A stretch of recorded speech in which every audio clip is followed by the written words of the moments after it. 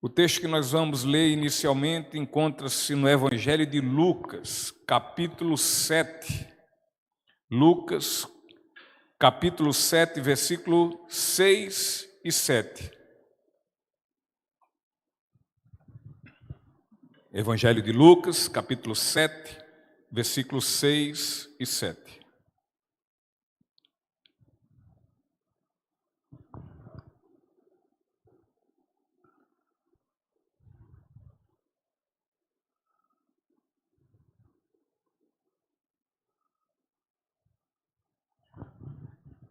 E o texto diz assim: Jesus foi com eles, mas antes de chegarem à casa, o oficial mandou alguns amigos para dizer: Senhor, não se incomode em vir à minha casa, pois não sou digno de tamanha honra.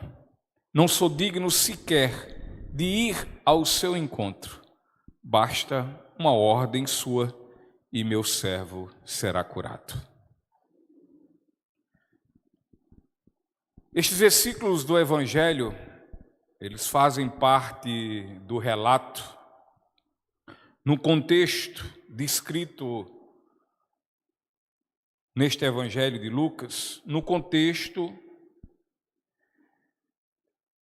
de uma milagrosa cura de um homem que estava gravemente doente por meio de uma fé exemplar.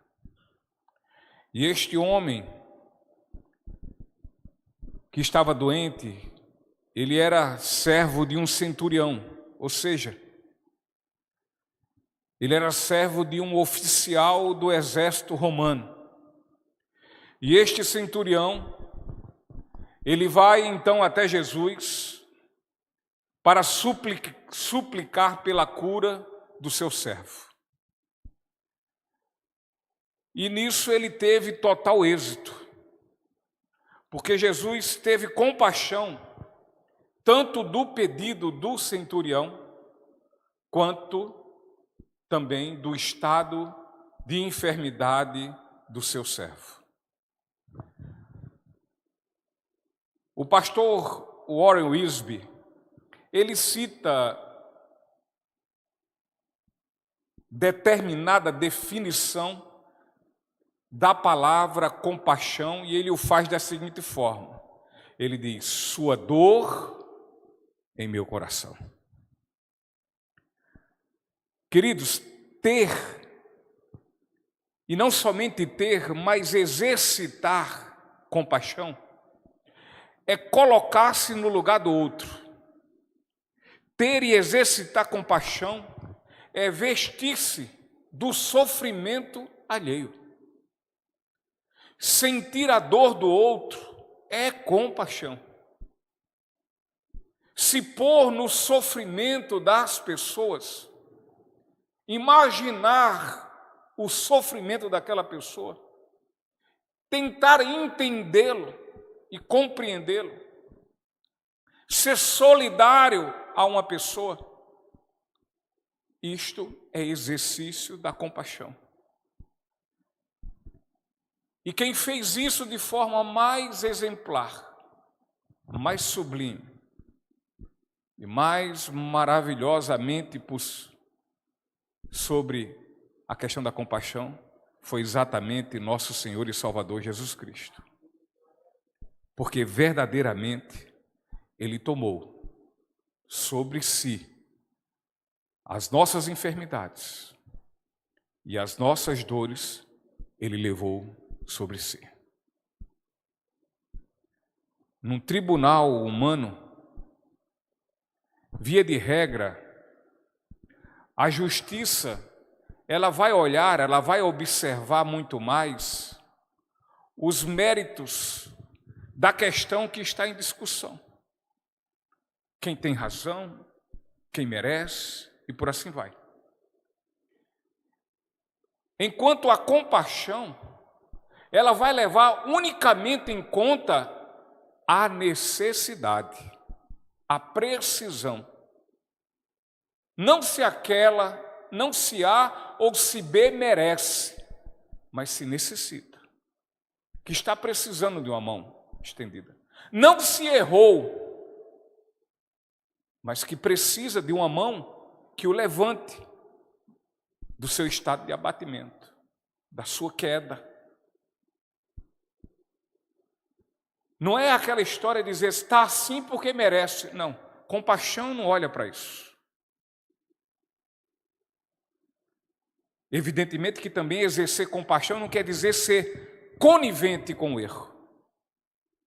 Mas também não pode nos fazer o erro do outro, nos eximir de sermos compassivos com ele. Porque acredito eu que quem não quer que as pessoas exerçam compaixão também sobre nossas vidas. Lucas, no capítulo 5, versículo 32, aquele que levou sobre si todas as nossas enfermidades e nossas dores, ele diz assim, eu não vim chamar justos, mas pecadores ao arrependimento. O que moveu o coração de nosso Senhor Jesus Cristo não foi o mérito, não foi o merecimento, não foi a justiça, mas a compaixão que ele exerceu sobre a minha e sobre a sua vida. Então aqui nós estamos diante de um grande milagre de cura, maior que qualquer outro citado em todos os evangelhos. E sabe por quê, queridos? Porque aqui, sem mesmo tocar, e sem mesmo ver o servo daquele centurião, daquele oficial romano, mas apenas com uma palavra, Jesus devolve a saúde àquele moribundo homem que agonizava em sua grave doença. Afinal de contas, agindo Deus, quem impedirá? Então podemos enxergar na fé daquele centurião uma fé exemplar. A fé deste soldado romano, ele confronta, sabe o quê?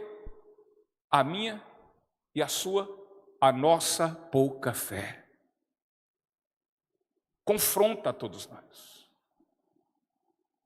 E diante desta introdução, em conformidade com este relato, que está compreendido aí neste capítulo 7 de Lucas, entre os versículos 2 ao 10, eu quero juntamente com vocês observar ao menos duas importantes verdades. E a primeira verdade é com relação à pessoa daquele centurião. A pessoa daquele centurião é claro e é evidente nele, na sua vida, a bondade. O exercício da bondade. O versículo 2 ao 5 diz assim, naquela ocasião um escravo muito estimado de um oficial romano estava enfermo, à beira da morte. Quando o oficial ouviu falar de Jesus, mandou alguns líderes judeus lhe pedirem que fosse curar seu escravo. Os líderes suplicaram insistentemente que Jesus socorresse o homem, dizendo, ele merece sua ajuda, pois ama o povo judeu e até nos construiu uma sinagoga.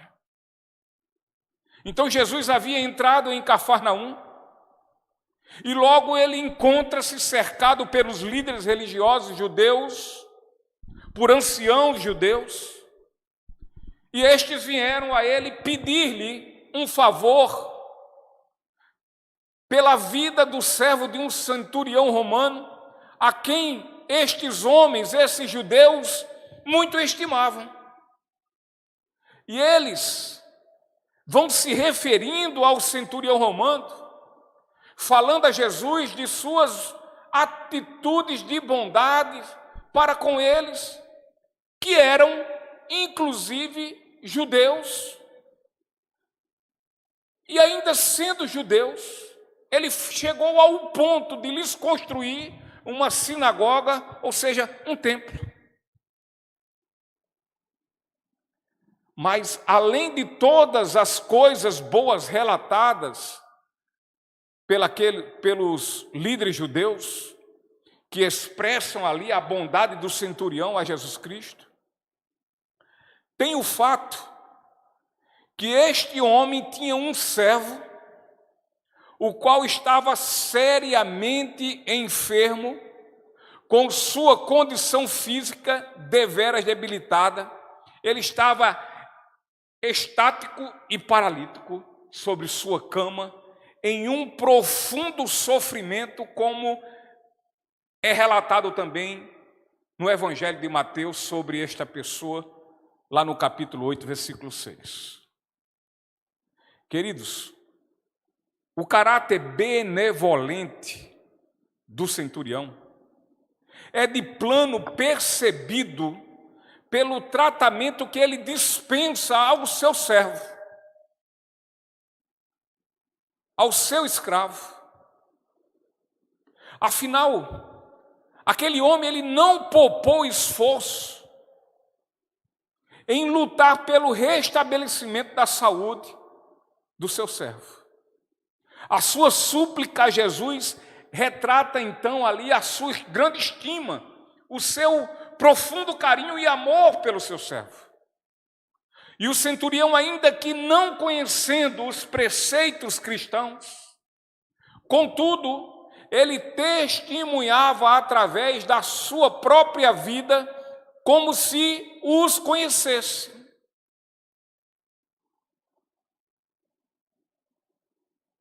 Seu sentimento de carinho, seu sentimento de amor pelos outros, e aqui pelos judeus e pelo seu servo, não era um tipo de sentimento que é só de boca, só de fala, só de conversa. Eu te amo, eu gosto muito de você. Não. Mas é um sentimento de carinho e de amor que é expressado, é evidenciado na ação, no fazer, na prática. Ele não somente dizia, vai e seja você abençoado, não. Ele diz, vai e abençoava. Porque muitas vezes a gente seja você abençoado, mas a gente não abençoa ninguém.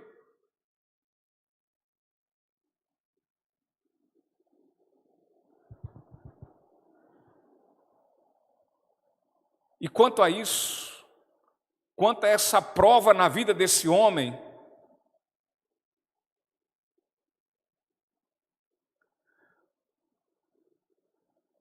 os judeus eles foram testemunhas sobre ele.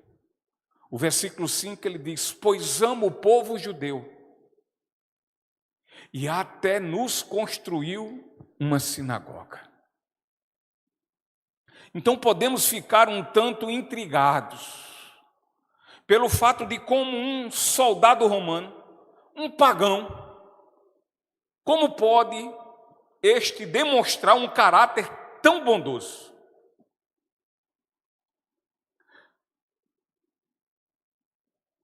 Como podemos entender tais atitudes de um homem tal como esse centurião?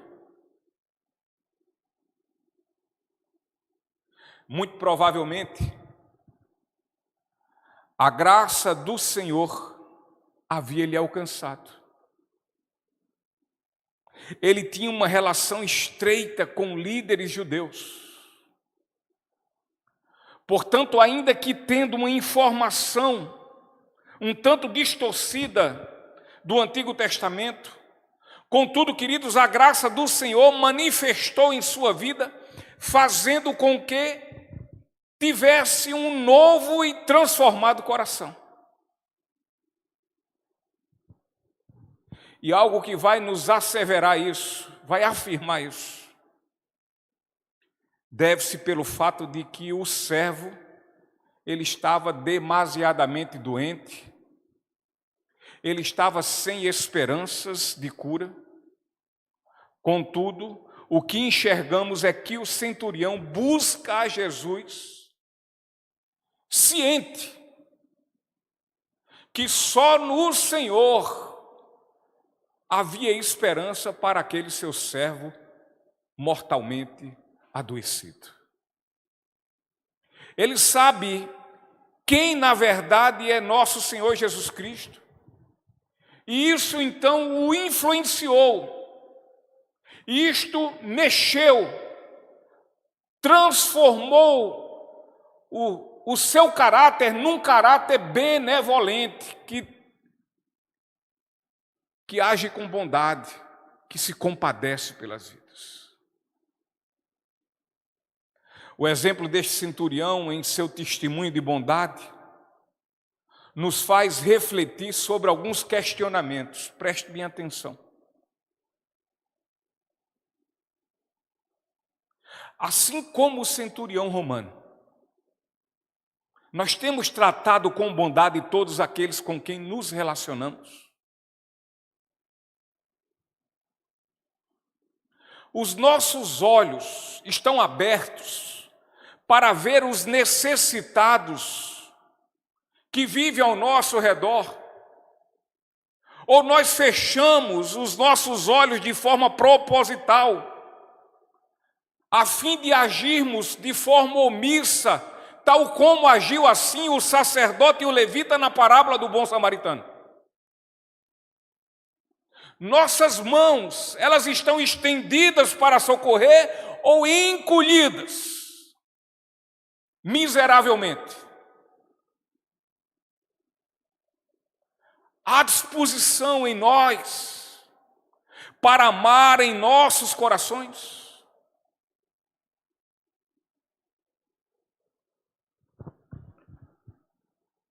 Romanos capítulo 12, versículo 15, olha o que o apóstolo Paulo fala sobre a questão de compadecer-se, de ser solidário, de estender a mão e de demonstrar amor. Demonstrar amor, Elias. Demonstrar amor. Olha o que o Paulo fala sobre isso. Alegrem-se com os que se alegram, e chorem com os que choram. Então este versículo é uma verdade em nossa vida. A pergunta é essa, para nós refletirmos. Nós nos alegramos com quem aquele que está perto de nós está alegre. Nós nos alegramos com a sua alegria, ao tempo que nós choramos com sua tristeza. Nós somos solidários também com isso, nós somos solidários com a sua alegria, mas também nós somos participantes do seu sofrimento.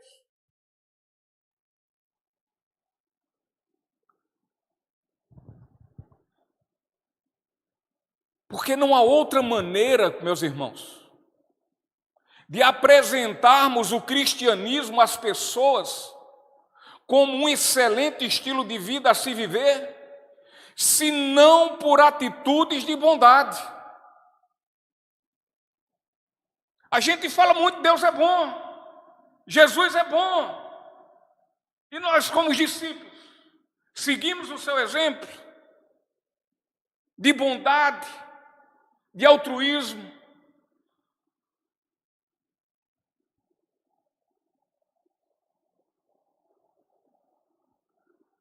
É através deste estilo de vida que podemos cada vez mais nos parecer com o nosso Senhor Jesus Cristo. Se há algo que nos fará sermos notados neste mundo caído, iníquo, cheio de pecado, morto em seu próprio mal, este algo são nossas atitudes de amor e bondade para com os outros.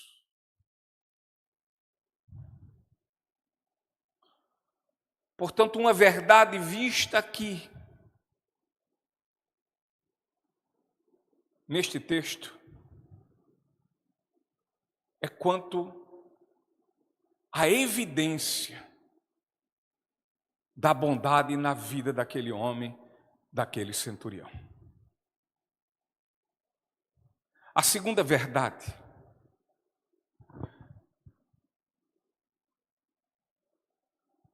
é que o centurião ele tinha evidências também de humildade e de verdadeira fé.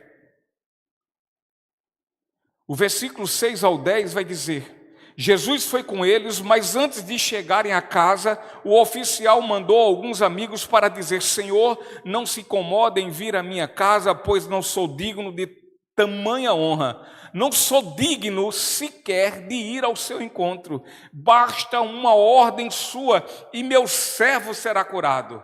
Sei disso porque estou sob a autoridade de meus superiores e tenho autoridade sobre meus soldados. Só preciso dizer: vão e eles vão, ou venham e eles vêm. E se digo aos meus escravos: façam isto, eles fazem. Quando Jesus ouviu isso, ficou admirado, voltou-se para a multidão que o seguia e disse: eu lhes digo a verdade, jamais vi fé como esta em Israel. E quando os amigos do oficial voltaram para a casa dele, encontraram o escravo em perfeita saúde.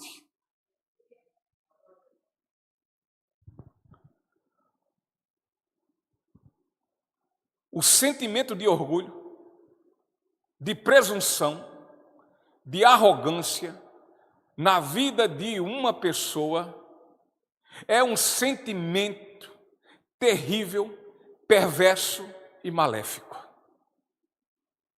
O orgulho fecha nossos olhos, sabe o quê? Aos nossos próprios erros, ao que nós temos de pior. O orgulho fecha nossos olhos às coisas que confrontam nossas convicções equivocadas.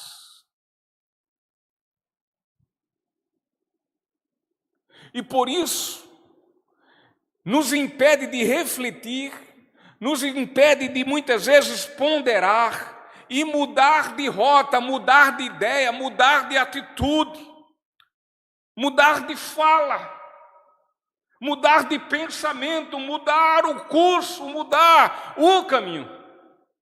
O orgulho impede. O orgulho presunçoso e arrogante, ele é prejudicial à vida de todo ser humano. Todo. Enquanto o ser humano não desce do seu pedestal do seu orgulho, ele não conseguirá enxergar as verdades do Evangelho. Ele vai estar cego. Ele vai ouvir, pode ouvir todo dia. Mas enquanto o seu orgulho não for tratado, enquanto o seu orgulho não for mortificado, ele não vai enxergar as verdades do Evangelho como uma absoluta verdade.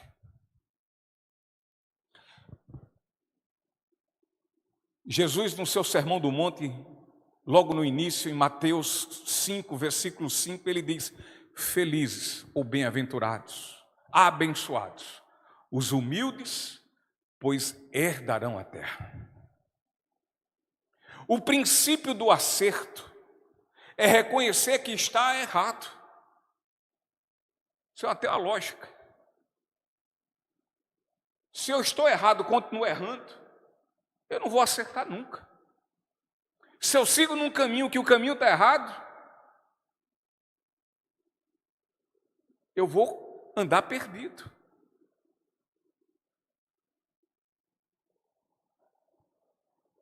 Os líderes judeus, quando chegam a Cristo para intercederem pelo estimado amigo centurião, olha o que eles dizem. Ele diz: ele merece sua ajuda.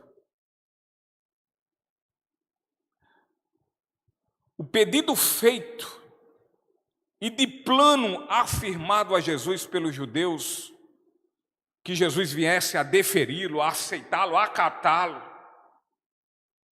era de fato uma petição, um pedido bastante louvável, é verdade.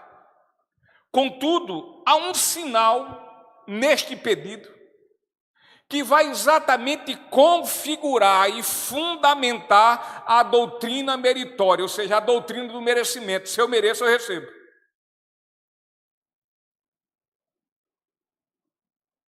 A doutrina meritória é a doutrina que entende que o seguinte, que os seres humanos são merecedores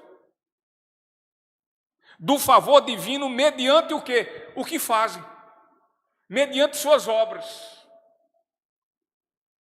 Entretanto, não é surpresa que esse entendimento viesse daqueles líderes judeus, pois em sua doutrina, na doutrina deles, havia todo desconhecimento, eles não tinham conhecimento algum sobre a graça divina.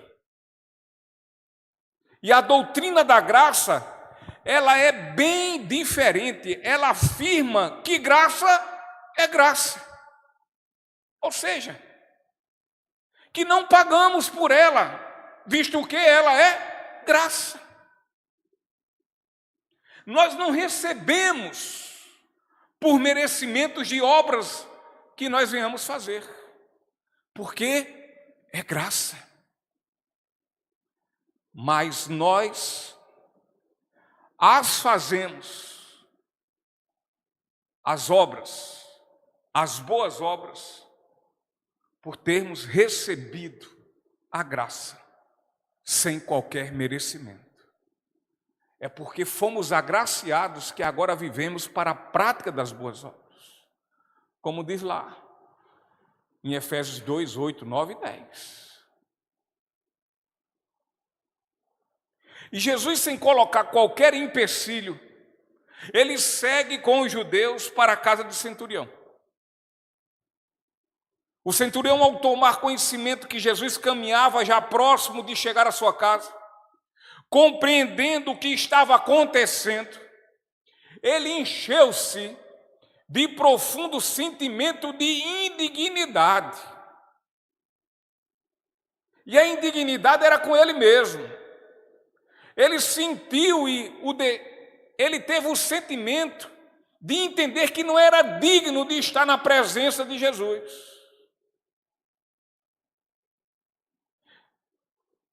Eu creio que veio à mente daquele homem as palavras do apóstolo Paulo lá em Filipenses capítulo 2. Ou seja, aquele soldado romano deve ter pensado consigo o seguinte: meu Deus, Jesus veio em minha presença, ele vem aqui e vai entrar na minha casa, no meu lar. Jesus, o próprio Deus, ele vai colocar-se diante de mim. Jesus, esse soberano Deus, santo Deus, imaculado Deus, o Deus exposto aqui na terça-feira passada, aquele que é santo, ele vai estar juntinho de mim, eu, um miserável pecador, e ele vem aqui não é para outra coisa, ele vem me servir, esse miserável pecador que sou, como eu, esse mísero pecador, posso recebê-lo em minha casa, porque afinal de contas eu não sou merecedor que faça tal coisa por mim. Então Jesus compadeceu-se da minha dor.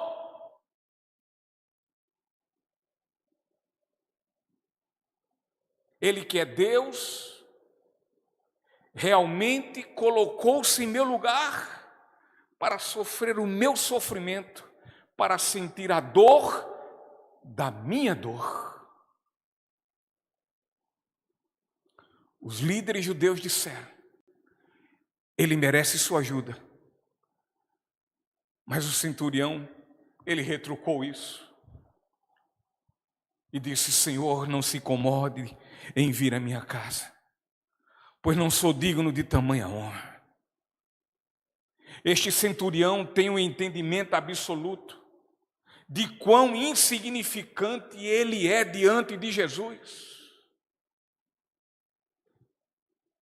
É como ele tivesse dito a si mesmo: ele é justo. Ele, Jesus, é justo. Eu sou um iníquo. Eu sou um miserável pecador. Jesus, ele é santo. Ele é imaculado. Já eu não, eu sou um pecador completamente manchado, sujo, apodrecido pelo meu pecado. E o pastor Hernani Dias Lopes, sobre isto, ele diz o seguinte: um homem humilde não promove sua própria dignidade nem ostenta a bandeira de suas virtudes. A grandeza da humildade não está em sua ostentação, mas no reconhecimento de sua insignificância. Observamos na vida do centurião uma humildade que evidencia preponderantemente a habitação do Espírito Santo de Deus na vida de um ser humano.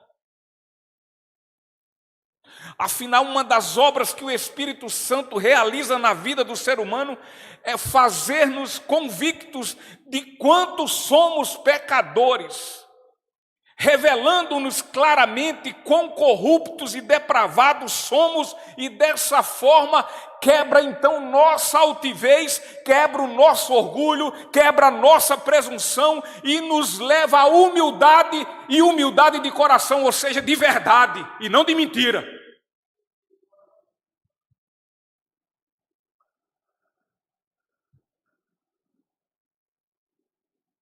Vocês já viram que Romanos 23, bota aí por favor, Romanos 3, 23, me perdoe. Olha o que vem primeiro. Pois todos pecaram e não alcançam o padrão da glória de Deus. Outras versões, todos pecaram e por isso estão destituídos da glória de Deus. Todos pecaram e por isso estão separados de Deus. Todos pecaram e por isso não têm comunhão com Deus. São inimigos de Deus. Aí só depois é que vem o versículo 24, tá vendo? Mas ele, em sua graça, nos declara justos por meio de Cristo Jesus, que nos resgatou do castigo por nossos pecados. Muitas vezes é um erro evangelizar uma pessoa e dizer: Jesus te ama.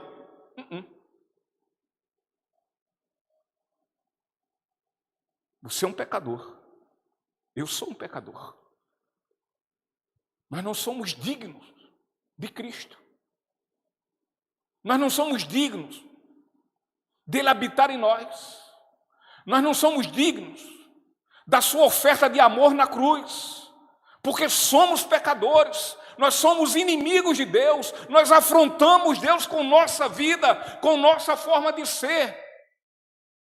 Nós somos pecadores miseráveis e a única coisa que merecemos é o inferno.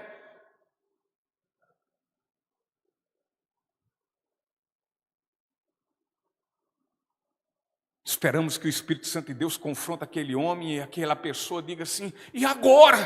O que eu faço? Ele, por sua graça, ele vem e se faz sacrifício por nós. Há esperança.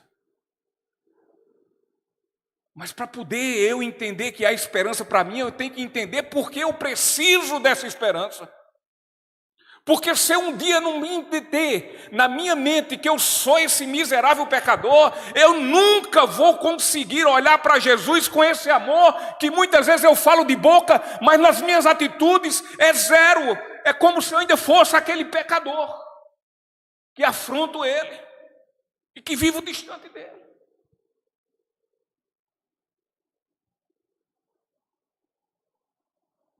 O princípio é esse. O Espírito Santo vem e nos convence. O que é que fala primeiro? Do pecado.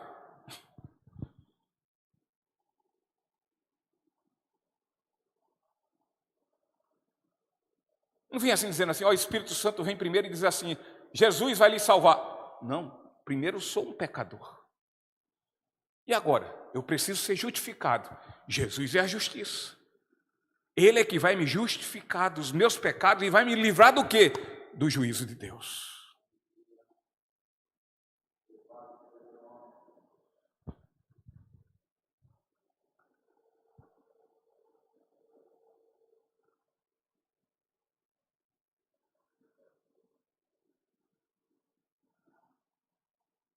Uma das obras que o Espírito Santo realiza na vida do ser humano é fazer com que ele seja convicto de quanto ele é pecador. E assim revela claramente sua corrupção, a sua depravação. E dessa forma, quebra sua altivez, o seu orgulho, o seu nariz empinado. Ele agora baixa. Eu digo, de fato eu sou esse. E agora, o que eu faço? Pregação de Atos, arrependa-se. Arrependa-se. Arrependa-se.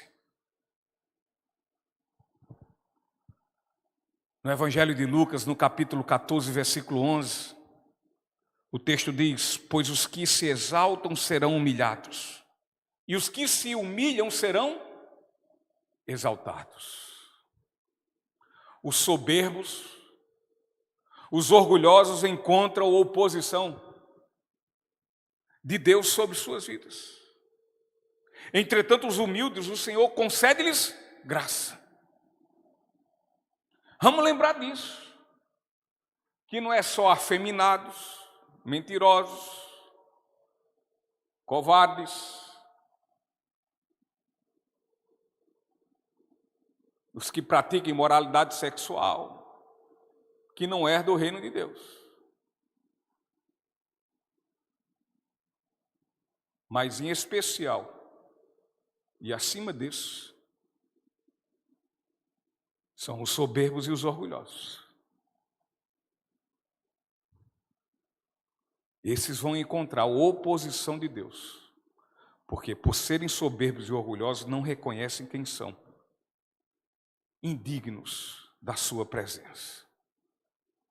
Então o ser humano, ao tomar decisões e posições como este centurião o fez, humilhando-se quando aqueles que faziam parte de sua vida o exaltavam, podemos entender que ele sabia o que estava fazendo. Ele sabia quem era ali, quem estava ali, que estava vindo à sua casa, ele sabia que ali era Jesus. Ele sabia que ali estava uma grande autoridade. Ele tinha em mente que Jesus tem toda a autoridade e a autoridade do Senhor é incomparavelmente maior do que ele tinha sobre os seus soldados. E pensando consigo mesmo, muito possivelmente aquele homem dizia, ora, se eu, um simples soldado, um simplório oficial, que comanda 100 soldados, ora, eu com todas as minhas limitações, incluindo minha autoridade, pois sou submisso aos meus superiores, quando dou ordens aos meus subordinados, imediatamente estes obedecem, ainda que tais ordens sejam dadas, estando eu longe ou noutro lugar. Que dirá o filho de Davi? Jesus, aquele que tem toda a autoridade, aquele que tem toda a autoridade no céu e na terra, aquele que é o soberano, aquele que é o todo-poderoso, aquele que dá ordem ao vento e à tempestade para que cessem e eles param, aquele que criou o universo, aquele que tem o controle de tudo em sua poderosa mão, aquele que agindo ele, quem poderá impedir? Aquele que é o Espírito Santo maligno, ele diz sai e esse sai. Aquele que diz ao cego veja e este vê. Aquele que diz ao paralítico ei, levanta, e anda, e assim acontece. Ora, aquele que diz à enfermidade que ela saia e a saúde se restabelece, aquele que diz ao pecador arrependido, vá, perdoado estão seus pecados, e este para sempre está salvo. Portanto, aquele homem tinha em mente, e ele dizia a si próprio: eu tenho plena certeza que quando ele ordenar ao físico debilitado do meu servo que fique são, sem dúvida alguma, este vai obedecer.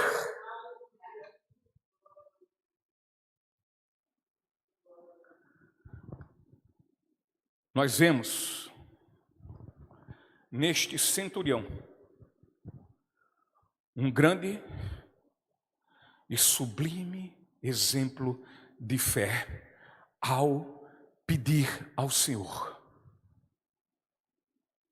Quando ele diz: não sou digno sequer de ir ao seu encontro, basta uma ordem sua e meu servo será curado.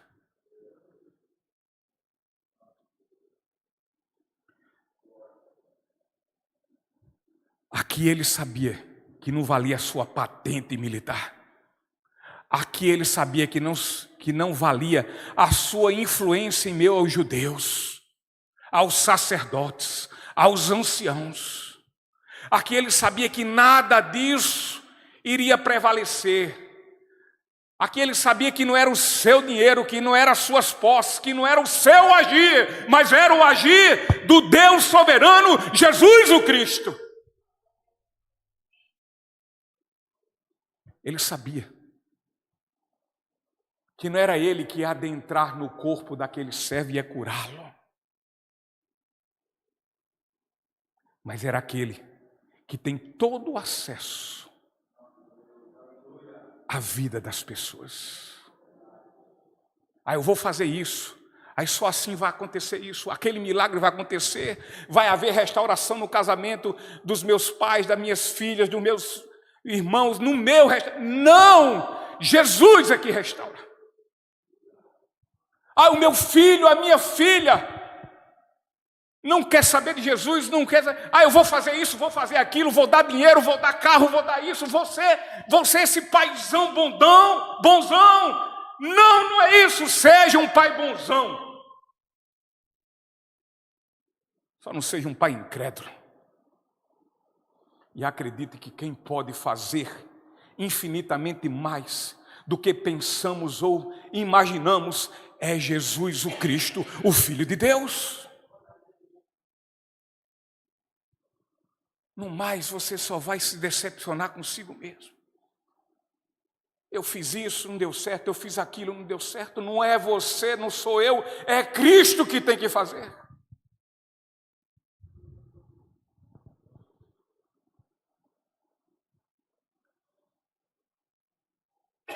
E é por isso que ele diz: não sou digno de ir ao seu encontro, basta uma ordem sua e meu servo será curado. Eu entendo muitas vezes, até aconteceu uma vez no culto, na praça, não aqui, em outro local, e chegaram a pedir aqui: pastor, vem aqui, impõe a mão na cabeça da minha mãe, que ela está com muita dor de cabeça, e cure. Eu me vi um próprio curandeiro.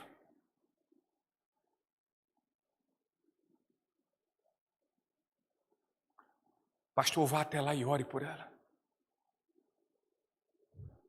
Pastor, minha mãe, meu pai, meu filho, minha irmã, está ali. Eu queria junto com o senhor orarmos juntos.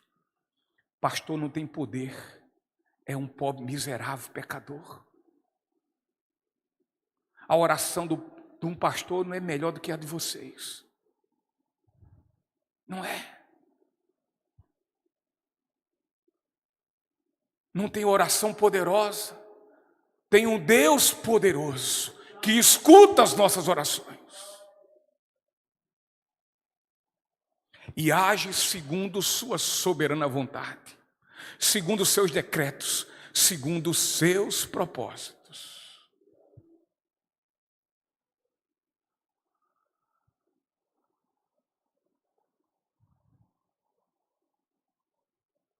logo no início do relato de Lucas, lá no versículo 3, o centurião, sabendo sobre Jesus, através de seus amigos judeus, pede-lhe que venha curar o seu servo, e o Senhor atende o seu pleito. Contudo, Jesus, aproximando-se de sua casa, o centurião agora lhe fala diferentemente. Ele diz: Senhor, não se incomoda em vir à minha casa, pois não sou digno de tamanha honra. Ao tempo que Jesus foi aproximando-se de sua casa, o centurião avaliava a glória de Cristo e a sua grandeza, a sua majestade, a sua santidade, seu amor condicional, e então dessa forma ele aumenta o seu constrangimento diante de tal graça e favor imerecido. E dessa forma, mais ciente do que nunca, verificava que era completamente desnecessária a presença física de Jesus. Pois o que pedir a nosso Senhor Jesus Cristo, e o mais que Ele poderia fazer por sua vida, dependia unicamente e exclusivamente de que Ele dissesse uma só palavra. É verdade. O centurião sabe que ali aproximava-se aquele que tem toda a autoridade. Portanto, ele mostra sua fé, uma fé simples, mas uma fé robusta. Uma fé não mística, não cheia de misticismo,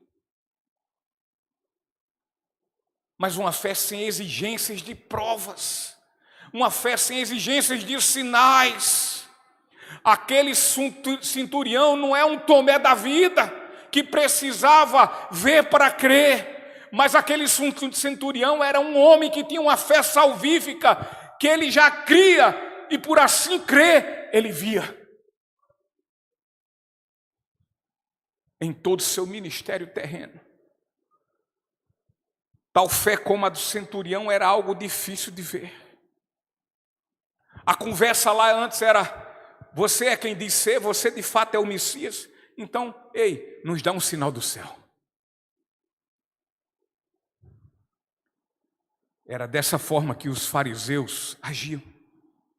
Portanto, diante da fé daquele soldado romano, Jesus ficou admirado, e admirado ao tempo que falou ao povo que o seguia, que nem mesmo em Israel encontrei tamanha fé. Será que Jesus está vendo, olhando para a gente e de alguma forma diz: nem mesmo dentro da IEB comunhão eu vi tamanha fé como daquela mulher, como daquele homem, como daquele jovem?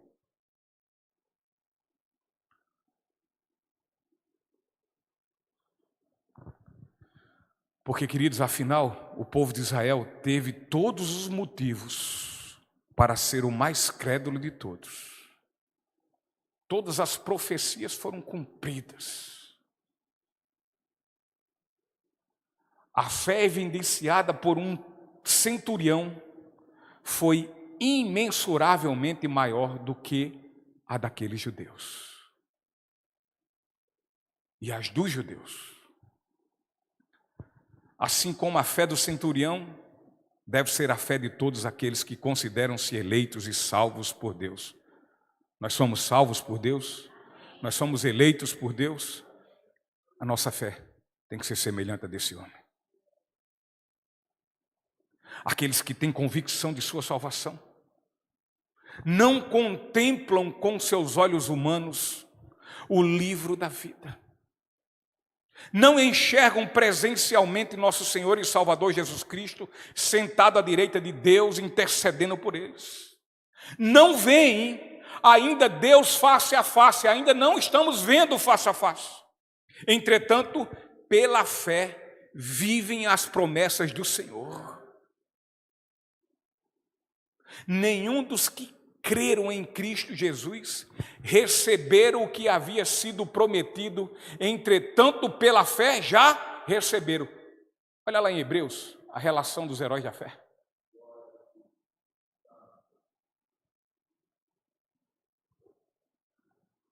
Porque afinal, como foi dito hoje por Maria José, o justo viverá pela fé. Porque pela fé se descansa. Pela fé se descansa na promessa, Fernandinha. Pela fé, arma a rede e se deita dentro, não é embaixo. Pela fé, não há medo desta promessa não se cumprir. Pela fé sabemos que a palavra de Cristo é fiel e verdadeira, mas é pela fé. Pela fé deleitamos e descansamos nessa palavra. E nessa palavra jamais seremos confundidos, envergonhados. Pela fé, aguardamos que no último dia, quando as trombetas tocarem, nós nos acharemos diante do Senhor Jesus, completamente perdoados, absolvidos, justificados e glorificados. É promessa de Jesus. É promessa de quem? De Jesus. E Jesus é aquele que prometeu. E Ele é fiel para cumprir. Ministério de Louvor.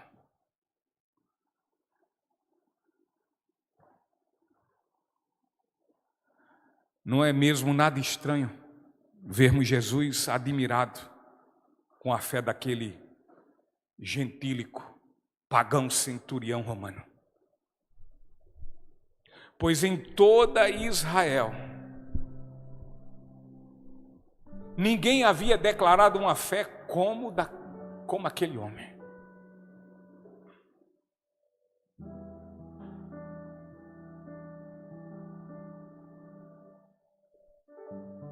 Talvez ele diga mais uma vez, eu vou trazer aqui para o nosso momento, nosso local. Talvez Jesus tenha visto já alguns gentios aí fora, demonstrando uma fé que ele não consegue encontrar dentro da IEB Comunhão. A começar do pastor. Ele não consegue encontrar na gente, mas encontra aí fora. Naquele que é improvável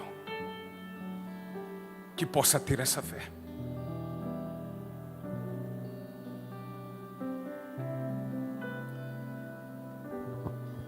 Em todo Israel ninguém havia declarado uma fé tal como essa. Declarando convictamente, declarando de forma absoluta a autoridade de nosso Senhor Jesus Cristo. Uma fé como esta não poderia em hipótese alguma deixar de resultar no que resultou. Porque não era uma fé duvidosa. Os amigos do centurião,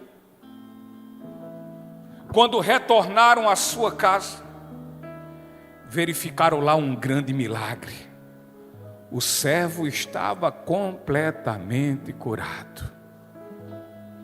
Porque o centurião foi lá e comprou o remédio mais caro que tinha na farmácia e deu ao filho, ao seu servo, ao seu escravo, e ele foi curado? Não. Porque de longe, nem o centurião estava dentro de casa. E Jesus de longe curou e transformou a vida daquele centurião. Aqui está um momento de profunda admiração, sabe de quem? De Jesus. A admiração quanto à fé esplêndida do centurião.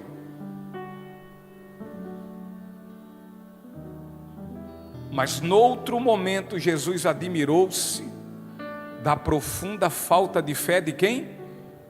Do povo de Israel. Qual é a admiração de Jesus na minha e na sua vida hoje?